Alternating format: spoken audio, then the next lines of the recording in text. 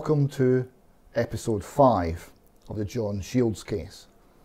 This one is entitled Fitted Up and concerns the conduct of Perth and Kinross Council and Police Scotland.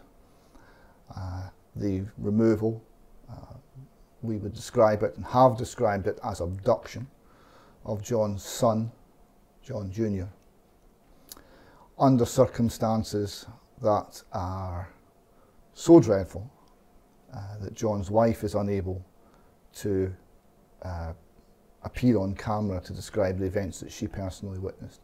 She's just too distraught. So we're going to start again. We're going to go through this again on a timeline basis. So John, the first thing we've got on the timeline is one of the statements made against you to the police. The other two actually come much later, because although this happened in August 2014, the other two statements, the two that they relied on in court, weren't actually recorded until October. That's right, yeah. So they will come later in the narrative, but we'll start with this one. So this is Donna, one of the personal carers that you employed. Statement was taken by PC Lisa Bertie Tayside. So she said, I've been employed as a carer, not through an agency, but privately employed by John Shields Sr. He is a son with learning difficulties. I am not sure what his son's diagnosis is. However, he struggles with day-to-day care and communication. So this is interesting. So this, how many years had you employed this carer for? Oh, it must have been... She came for a couple of years and then I think she went away. And then she came back again, so I'd say maybe 3 years. So in 3 years she hasn't managed to establish what's wrong with your son. That's quite significant, I think. So she says his name is John Shields, he's about 31 years of age. I've been employed as his carer for just over a year. This is the second period. My daily routine when I work at the home address would be to make sure John's care needs are met, give medication required, wash and clean, and also take him out on day trips. Right? The very thing, incidentally, that you were accused of not allowing. Let's take him out on day trips. Over the time I've worked with John Shields Sr., I've been aware that he has a temper. Over time, I've seen him lose his temper, and not only at me, but the other carers. She also loses his temper at John. When John is out on day trips with the carers, he shows a different side of his personality. He's happy and relaxed. So this is one of the things that we'll see through the allegations. So we've been through 12 years of records. Senior social workers, specialists in the field, psychologists, they all report, all of them, over a period actually more than 20 years, from 2000 on. So, 14 years by this point. We've got 14 years of records that your son is relaxed and happy in your presence. The only documentation we have ever found in all of the documentation in your case we've looked at, which is copious, that says that he's not, is these three carers, right? We maintain that that's not believable, but still. So, but they're saying that he's happy and relaxed when he's with them, but not with you. When John goes to stay with his mum once a month, he's excited. When he is around his father, John Shields, he appears very tense, scared, and even flinches if he is close to him. So they're painting a picture that you're massively abusive, you're very violent, you're very aggressive, and that your son is frightened of you. Just for the record, what would your son do to someone he was frightened of? Well, first of all, John wouldn't go near them. If he was scared, he wouldn't go near them. It's a well-known fact, that's the way John would react towards people, as he would stay away from them. So, point blank for the start, anybody who works with John, John's got to like them, or they wouldn't be with him. Myself, they made, like, I was supposed to be bad, shout at John, that was a load of rubbish. As I said, she worked with me for 3 years. I don't think I ever had a bad day with a woman. I don't think I ever had a day that she had to record. As I said, being a carer, if she's got problems with me, she's meant to go and she's got a private number to phone people that she can talk to if allegations, she wants to make allegations. They're all there for this carer. She done nothing. In 3 years. Well, so she continues, John always flinches when his dad is around too. The reason that I think he flinches is that when his dad is speaking at him, he prods him repeatedly in the forehead quite aggressively, and it looks like it would be sore. We'll come back to this, but that was one of the allegations that they made against another carer, which is strange.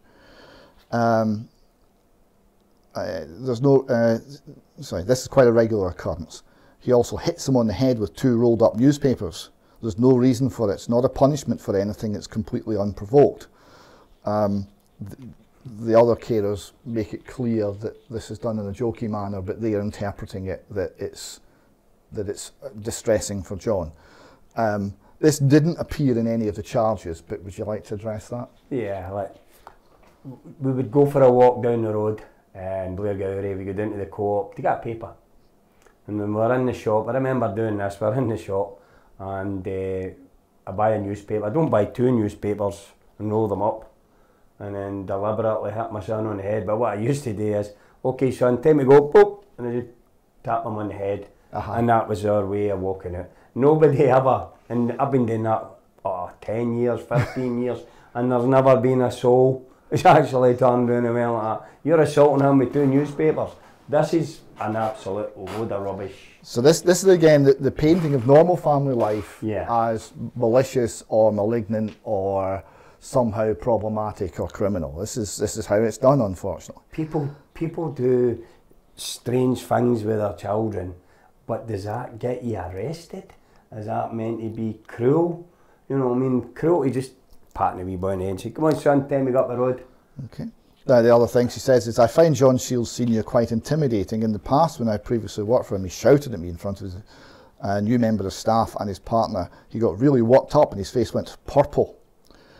He was pointing in my face, and at the time I decided to leave. I actually signed off from work with stress. I was so stressed by the situation and the way he behaved. This was before she then came back to work for you a second time. Why would you do that? Why would you come back to work with somebody that's meant to have done that? Yeah. Another form of abuse which John suffers from his father is that he's a treadmill which he uses every day for about 20 minutes.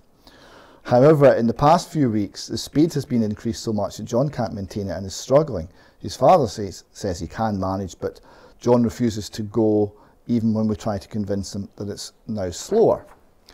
Isn't it strange that this is all happening in the last couple of weeks? Yeah. Before all this came to a head. Yeah. So John, as she continues, John even jumped off the treadmill because it's been set at a speed that's too much for him.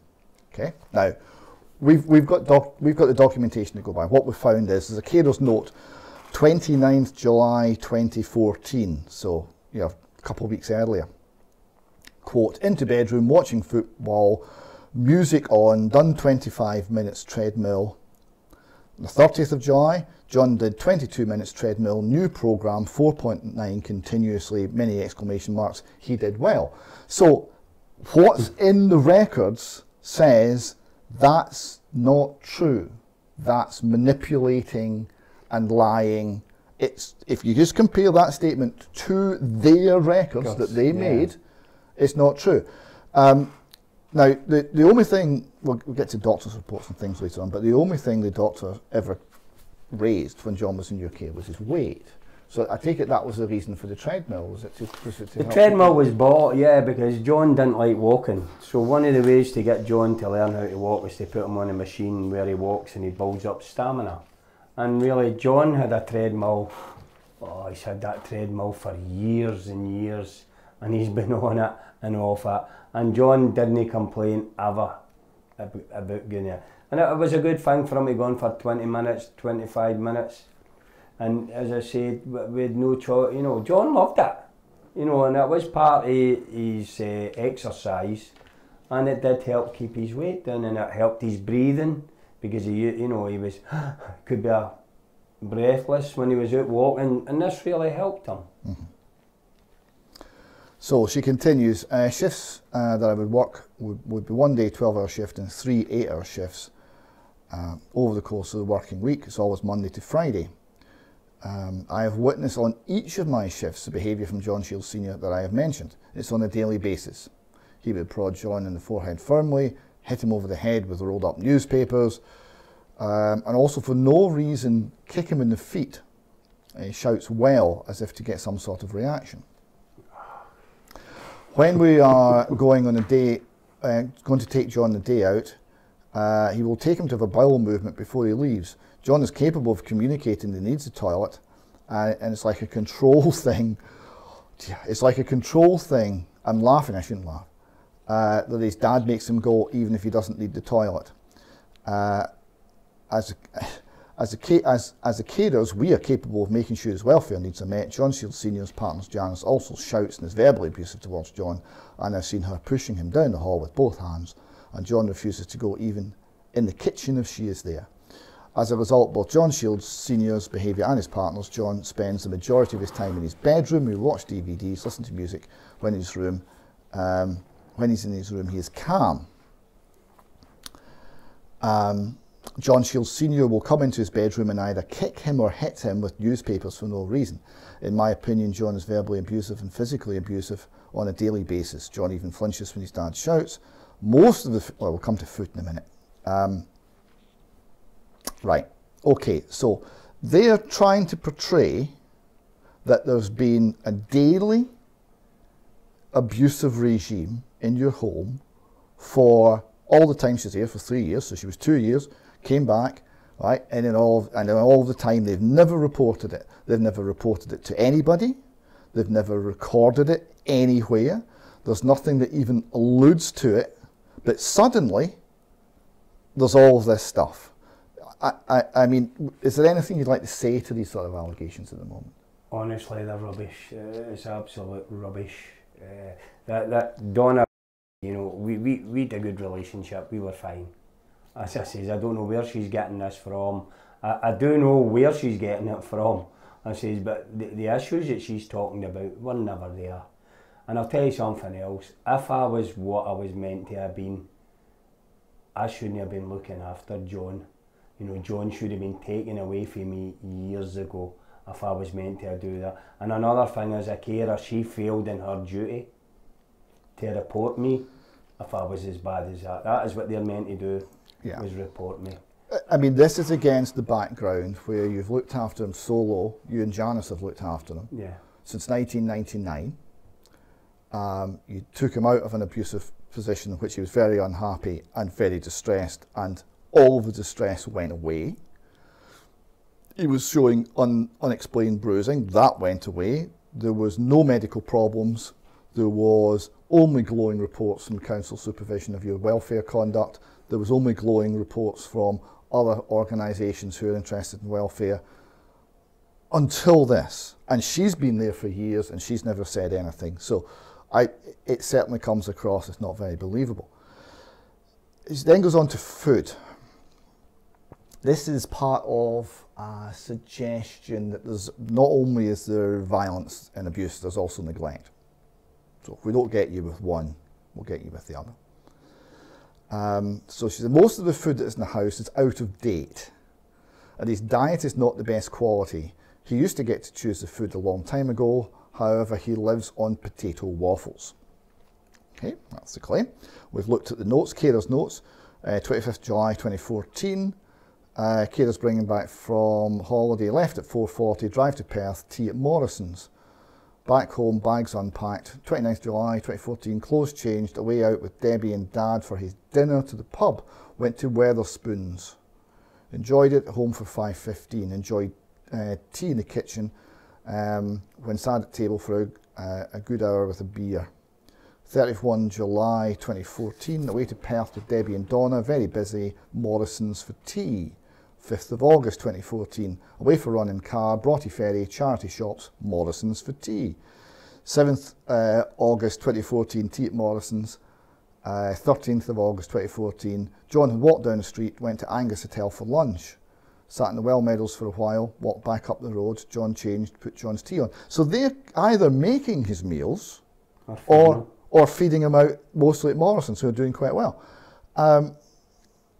So if he's on potato waffles, they must be feeding them to him. This just does not come across as at all consistent. Her statement and what's in the record doesn't match. No, because what we found out was through the time is like these carers, the only thing they had one aim was to feed John. Everywhere they went, he had to be fed. They wouldn't take him to places where there wasn't any food. Everywhere that they went, there was food. And they were just feeding them and feeding them and feeding them. As I said, you talked about the dates. Did they get a meal too when they did that? No, well, yeah, I would say they do. They would help themselves with something. It was for eating there. You've got to remember, because John was given money to spend. Okay. You know, they got money to spend. Oh, yeah. They were given fuel money and they were given food money. So probably they would serve themselves. So right now that's concerning, because his only medical problem is his weight. Right, and that suggests that they're not actually behaving in a professional manner. Still, can I interrupt there? But you're talking about areas that happened at the end of July. What you've got to remember here is one of these allegations against me came on the 25th of July, when John come back from a holiday, when he was down in Seaton Sands, and here we've got them 3-4 days doing their work, away places with John, do whatever. There was never any allegation put forward to the social services that had assaulted him on the 25th. No, this is true. No, I mean, and here we've got them 4 or 5 days later, going about their business quite the thing. As I said, they just seem to put all these allegations, all these areas of contention into these statements for the social services, for Perth and Kinross Council, because Perth and Kinross Council needed allegations against me. So, we're still on food. John Shields Sr. eats curries and lasagna, and John doesn't get anything like that. As a result of the ongoing abuse towards John, myself and other carers, I've had to resign from my position as carers. Well, really, after making these statements, you had to resign. Let's be honest. The level of abuse, for example, of John's father's prodding with the head varies. It can either be for a short time or longer, and again, there's never any reason for this. The level of John's learning difficulties prevent him from being able to retaliate or speak to defend himself. That struck me as a little odd, because if John, if he's not happy, does tend to lash out. Is that not the case? Yeah, that's what he does if he's not happy. So that doesn't seem to be consistent with reality anyway. So that's the first statement. That one wasn't really used. No, she was never used. This was part of, I think there was a backup of neglect allegations if the abuse allegations didn't stick. So that didn't come into play. Now we come to the 28th of August 2014, as we described at the end of the last episode, Thursday, 9:30 a.m. Acting Detective Constable Ewan Wilson detained John Sr. under Section 14 of the Criminal Procedure Scotland Act 1995. John Shields Sr. was taken to Perth Police Station for questioning regarding the same 3 allegations of assault brought by Perth and Kinross Council 3 days previously, which had been dismissed by Sheriff Fowlis. And it would point out that Sheriff Fowlis was operating on the balance of probability, and the threshold was risk of significant harm. And he found on the balance of probability there was no risk of significant harm.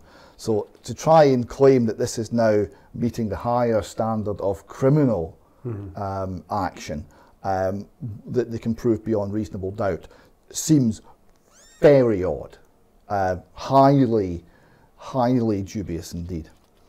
Anne Prentice and another social worker remained at the home of John Shields Sr. with his son John as Janice was at work. John Sr. requested that he be able to stay with his son until Janice could return from work. This was denied. Janice was contacted to return home. When she did, she asked the social workers to leave, and they refused to leave. Now, we can't put Janice on tape because she's too upset, and I really understand why. But I have had a discussion with her about this. So I'll just get a couple of facts down and then get you to comment. She was contacted at work because she didn't have a mobile reception, and then when she did, she was contacted by your sister to say that you'd been arrested. So she went straight home. She opened the door and there was 2 social workers there, Anne Prentice and a bloke. She asked what they were doing. They said they were looking after John. So she immediately said, well, I'm here now, get out. They wouldn't leave, they refused to leave. So Janice was quite strident with them, get out of my house. They wouldn't leave. They informed her that they'd been instructed by their management not to leave. Now, there is a requirement for people to behave lawfully in this country. Right? Now, this was a fit-up that was in operation. Okay? All the pieces had to come together. One of the pieces had to be that the social workers had a hold of John later in the day. We'll come to that. But Janice, who was the householder, instructed them to leave.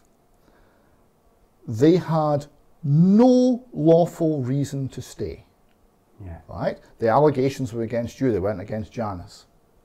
They had no reason to believe John would be in any danger. Mm-hmm. They had no reason to refuse to leave her home, and yet they refused to leave. And one of them was a man, presumably, if it got violent, that would be the decisive factor. Right? They just refused to leave. There's nothing Janice could do. And John was very distressed by all of this. Your sister then turned up. So there was then 2 people there to look after John. Still the social workers refused to leave. That's what's happening in your home. We'll come back to that part of the story later. Could you pick up the narrative? You're taking away the social, well, could you pick up the narrative actually from when the police officers were at your door telling you you're under arrest? What happened then? Right, well what happened was, that morning, me and John, we were at a football game the night before. We were both tired. We got up in the morning, John had his breakfast and got him ready. He was in the lounge, and next minute there's a rap on the door. That was about 9:30 in the morning.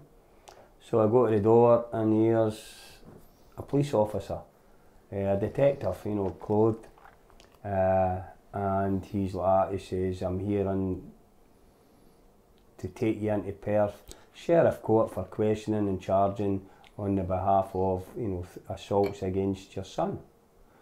And that, so this was 9:30? Yeah, 9:30. When did Janice leave?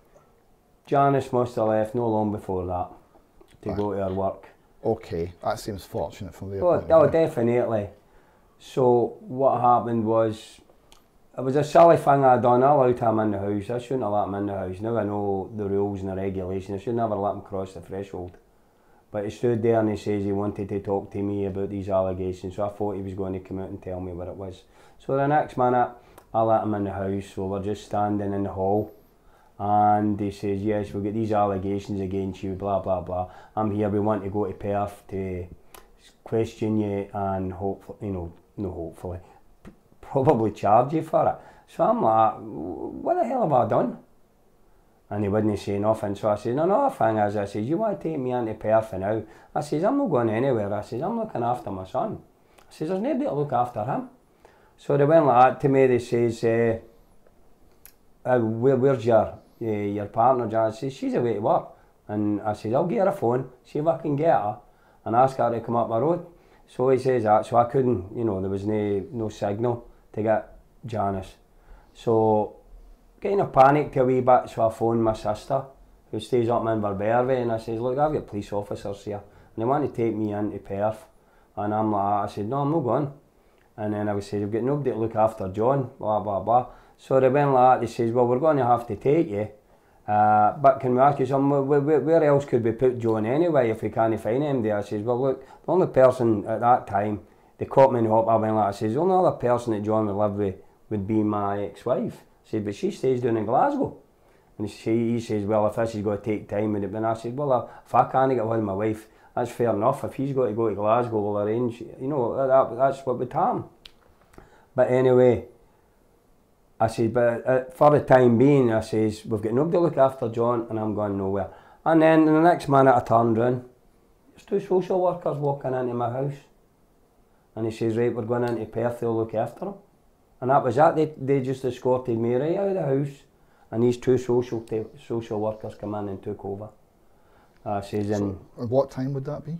well, that would have been about, what, 20 to 10, quarter to 10. Oh, so it's all in 10 minutes. So Oh, they were handy. They were, I know. I couldn't believe it. Two social workers happened. They never phoned them and asked them, could you come up here and make your way up here? These two just appeared and come walking into my house. One of them was called Ann Prentice, who I'd seen the day before. She was one of these social workers who came out with was going to give me the package and help me get a new care team together. This is a strange thing about this woman. She had the audacity to be there to get ready to take my son away from me, and the day before she sat in the house with me with a finance woman called Dina Scott, who's involved in John's case also, and the two of them are sitting in my house promising me everything under the sun. And here she is. The next day. The next day. The next morning. Yeah, ready to take my son away from me. Okay, so you go down to Perth Police Station. Right. With you and Wilson. What happens then? You're taken in, you're put in front of the sergeant on the desk, and I think I went last, said, what the hell am I doing here? And the sergeant says, well, the officer will read it why you're here and all that, and I'm like, explain to me what it is. So they stood there and they says, you've got allegations of assault against your son, and I'm like, this is a piece of nonsense. So the next minute it says, take your belt off, take your shoes off, and why? Because they were going to lock me up. And the sergeant just took my name and address and that, and the next minute I'm taken for there and put into a cell. Still never knew what was happening. And then I'm just left in a cell for about, I would say, 2 hours. And then the detective, Ewan Wilson, and another officer come along and he says, right, we're going to take you for an interview. And I says, what for? To explain, you can tell us about the allegations. And I'm like, well, my lawyer has left me with instructions, no comment. So anyway, they took me into this room and then they started talking about what I'm meant to have done and going through the allegations, what these carers are saying. And all the time, the worst piece of advice I ever took was from Jamie Baxter, my lawyer. And this was the no comment crap. I don't think that's right, actually, John. I think that was the one thing he ever told you that was right, because there was no way that you were talking your way out of this. Oh no, I didn't think I could talk my way out of it, but some of the stuff that they were coming away with was challengeable. You know, it really was challengeable. What's the hurry though? Because this was a plan. Oh, we know. This was a plan, and there was nothing that you were going to say in that interview, because the position was that the allegations had already been put before a judge. He'd already thrown them out. Yeah. The allegations were close to laughable, right? They were certainly the criminalisation of normal family life. And they must have known, they must have known. These are policemen, for goodness sake. They deal with actual assaults all the time. They must know the difference. Well, these police officers who were sitting there with me, end of the day, the stuff that they were coming with, you're right enough about the judge had thrown that case out, but then when you're sitting under pressure with police officers, and that's what they do, they put you under pressure. And I never thought about what had happened on the Monday in the court case when it had been thrown out, because if I'd have thought, I would have went like that to her, said, hey, you're giving me allegations that's already been thrown out by a sheriff on Monday. I want out of here. Yeah.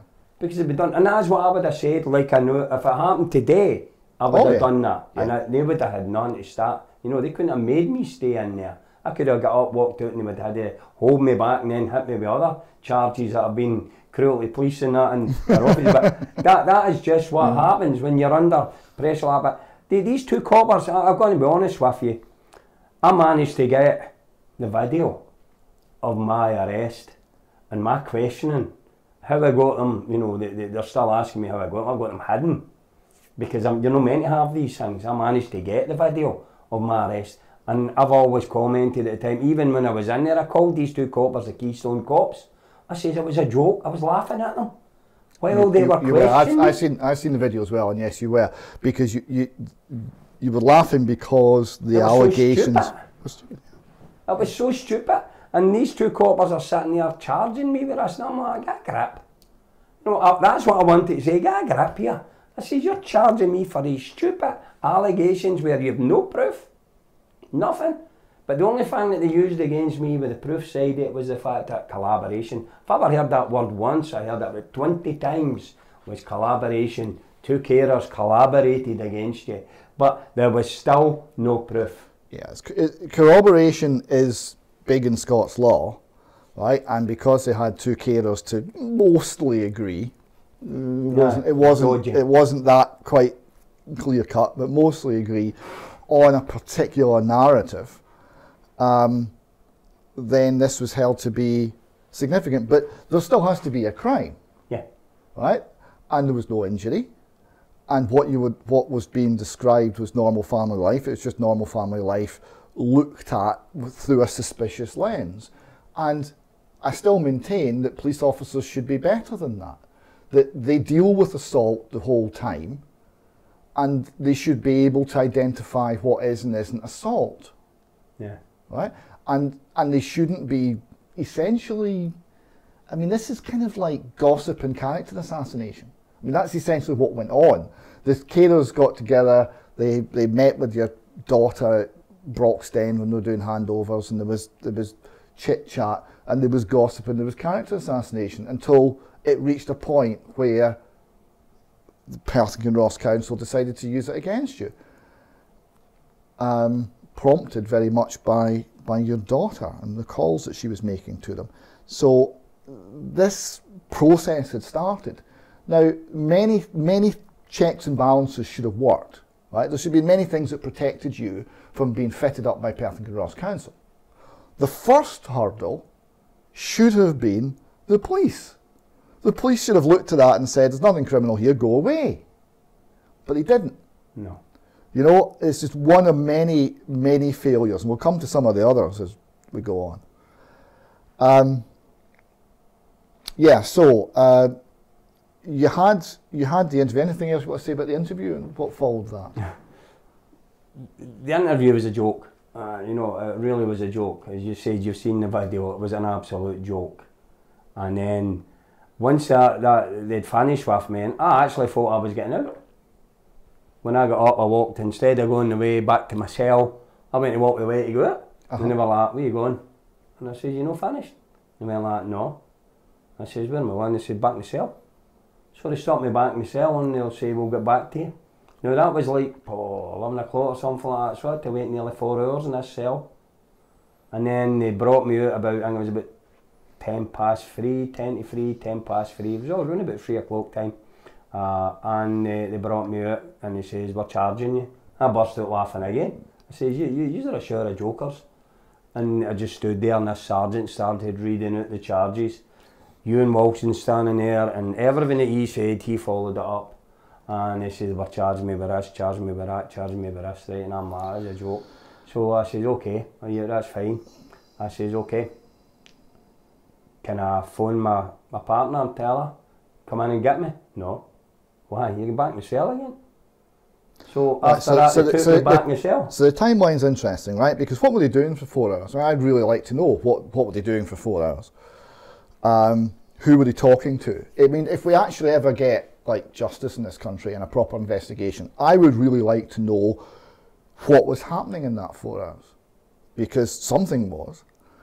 What the record says, ADC Ewan Wilson telephoned Janice Shields at 2:35. Tell her that you were being charged with three assaults against John Jr. Right, now this brings us to Janice's comments as well. Let me pick those up. So Janice was phoned by Ewan Wilson, and her reaction was the same as yours, essentially, bit more emotional, bit more tearful maybe, but essentially the same, pretty much, in that she couldn't believe what she was hearing.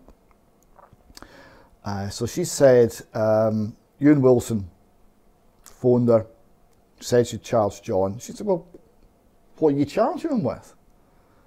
You know, you've got to be kidding. What are you charging him with? And he said, well, he's charged with slapping John on the body. She said, no, he patted him on the tummy because he put on weight. So this is what's happening, that normal, happy family life is criminalised. Under this sort of attention, there isn't a family in the country that couldn't be imprisoned. It's just a case of who they get, who they want to target. So she said, okay, right, that's one. What's the other one? Well, he held John's head back to brush his teeth. I said, yeah, that's how you do it. John's an adult with incapacity. If he goes forward when he brushes his teeth, the toothbrush goes down his throat and could injure him. You hold him back, you hold his forehead and hold his forehead back. That's how you do that. Oh, you didn't know that, she said. No, they didn't know that, right? So one phone call to your wife and their case is falling apart, right? And, all right, she said, right, that's two. What's the third one? So essentially, Janice, fair play to her, is going through the police like a dose of salts, right? It doesn't matter because the truth doesn't matter, right? It doesn't matter because the narrative matters, not reality. But she's on reality. What's the third one? She said, well, he got new jeans, and you pushed him onto the sofa. She said, yeah, he got new jeans. He doesn't like new clothes. And to get him to try them on, he pushed them back on the sofa. Now, I've got descriptions of this, which are hilarious, right, from one of the carers later on. But again, that's normal family life. Sit down there, son, you could try these on, whether you like them or not, because he doesn't like new clothes and he's a bit wary of them. Fine. That's normal family life with a profoundly disabled adult who's 31 and 18 stone. There are challenges. You're coping with all of the challenges, and they're picking, I keep maintaining this point, nothing, and charging you with it. Mm-hmm. And this is where the police should have refused to cooperate with Perth and Kinross Council. They have no excuse for what they did. Anyway, so essentially on the charges, Janice went through them like a dose of salts, but that wasn't going to change the outcome. You're still charged. So the next note we've got here is during that phone call, Ewan Wilson, Police Scotland, said to Janice that John Jr. had to go to Glasgow to stay with your wife. Janice said no, that she would look after him. You could stay with your sister if you weren't allowed to see him, but she would look after him. He didn't need to go anywhere. Right? Now, he then said that no, that can't happen. You can't go against John, meaning your wishes. So he said to your wife, who you're not allowed to communicate directly with, that your authority as guardian was now being invoked. Yeah, he was making that decision then. To move your son to Glasgow. Okay? So, and she couldn't have any say in the matter. She had to comply with your wishes. That was what he told her. Okay. So the next question is, during that 4 hours, how long were you in custody? Almost a full day, what, 7 hours? 7.5 hours you were in custody. During the 7.5 hours you were in custody, at any point did Police Scotland come and say, right, John, you're being charged, that, what do you want to happen to John Jr., your guardian, what are your instructions? Did they ask you No, there was never anything like that. Right. So he's making that up. He's lying to your wife on the phone to get John out of the house, whilst you're being held for an inexplicably long time in custody to get John out of the house. Okay. Right, so they then told Janice to come and get you at 5:30. Okay, so that's what's happening outside. What's happening inside the cells, inside the police station? What are they saying to you? Well, after they charged me, they made me go back to the cells, and they told me I would have to wait, and I wasn't getting out till 5:30. And I kept wondering, why 5:30? And it comes to be that when they were charging me, they had to get John out of Perthshire. That is what they were doing it for. John had to be removed from Perthshire down to my ex-wife's house, and they were not allowing me out until that exercise had been done. They actually, it's called kidnapping. That is exactly what they have done. They've kidnapped a boy against my wishes. Against him. If anything, in the morning when they were arresting me, I was scared that with nobody to look after John at all, whether he could find anybody, because you've got to remember that morning they were taking me whatever happened. I always thought, God, they're going to leave John in the house his cell. I didn't know the social work were coming. I didn't know they were sitting out waiting just to come walking in. I thought, what are they going to do with John? Take him away, throw him in the home? Is that what they're going to do? So they charged you, they put you back in the cell. There was bail conditions. When did they come up? Well, the bail conditions were served on me when they charged me. When they charged you. So that's around 2:30. Yeah. Okay. So the next thing that happens, so you're charged, you sign the bail conditions, 2:30, back in the cell, cool your heels For until 2 hours. until John has left the jurisdiction. Now, this is 5:30 is very interesting because that's when the courts close. That's right, yeah. So what we understand is this is to physically prevent you going to the courts and getting an interdict to stop this. Yeah, I didn't know this. I just found this out. That is something I could have done. Yeah. I could have went down to Perth Sheriff Court, walked in, go up to the court, what would they call them, and just go to the window and say, I want an interdict done. I've just out of jail, just out of cells. And they're abducting my son. And they're abducting my son. Yeah. Stop it. And they would have had to record that. And that would have stopped Police Scotland doing anything. Yeah. So they made sure you couldn't. They made sure you had no access to the law. This is Police Scotland. This is a law, yeah, that's right, yeah. This is Police Scotland. Make sure you have no access to the law. Nice. So 3 p.m.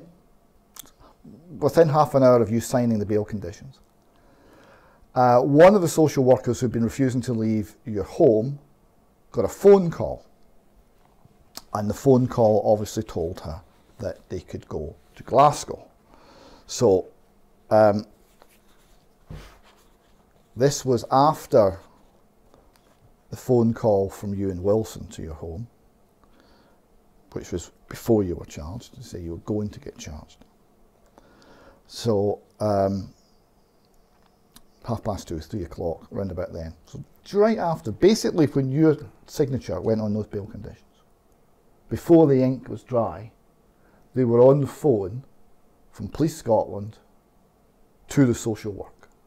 And the social workers in your home, either via Perth and Kinross Council or maybe direct, we don't know. So Anne Prentice going to call. She said to Janice that she'd have to take this. It was private. Janice couldn't listen. She went into the vestibule of your home because if she'd left, Janice was going to lock the door so she wouldn't get back in, because it was all coercive. Mm-hmm. And she came back and she said that she was going to take John. Could you pack some clothes? She then said to Janice she was going to take John out. Janice said, well, good luck with that, because he won't go. So they actually asked Janice to help them out and help them take John to the car. And they had told Janice this was your wishes. And this is one of the reasons she's too upset to appear on film. They told Janice that this was your wishes. They got Janice to calm John down enough to get him in the car, thinking it would only be for a few days and he'd be back. And essentially she never saw him again. They tricked Janice, they tricked you, and it was all based on the bail conditions. So what they've done, I want people to understand just how deeply dirty this is. They've gone to court on Monday. They've got their nonsense allegations, which are essentially vicious character assassination and gossip based on nothing factual. And they've said to the judge, we want to take John Jr. from his father.